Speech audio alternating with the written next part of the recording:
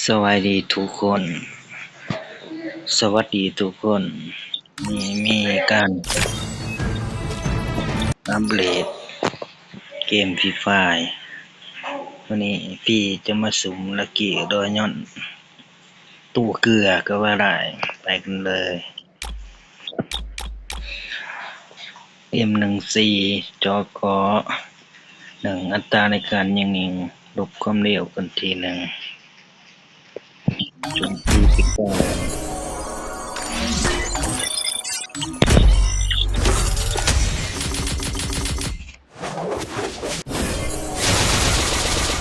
อะไรเนี่ย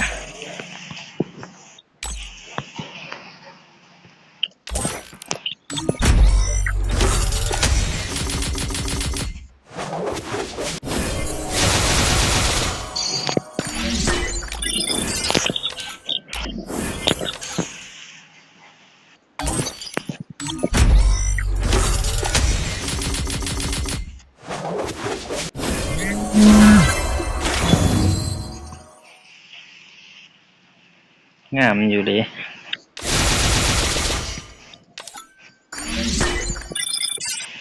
กันต่อที่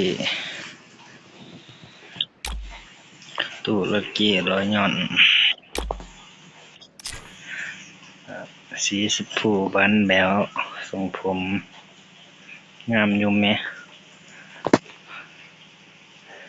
คันเมาอันนั้นมาทั้งหน้านี่กับเข้ากันยิ่งสิงามคักเสื้อกางเกงติดถุงเท้ามาลวย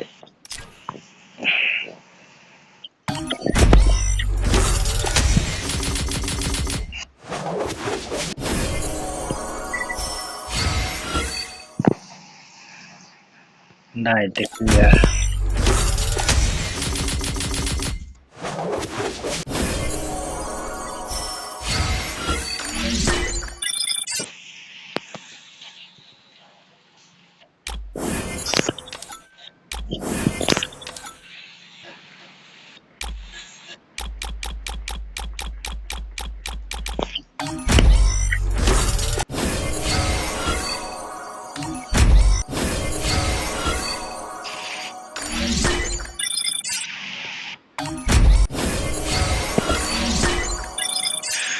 ตาสุดท้ายแล้ว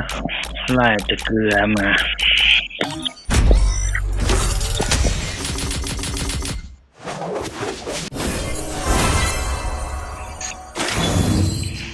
ได้มาแล้ว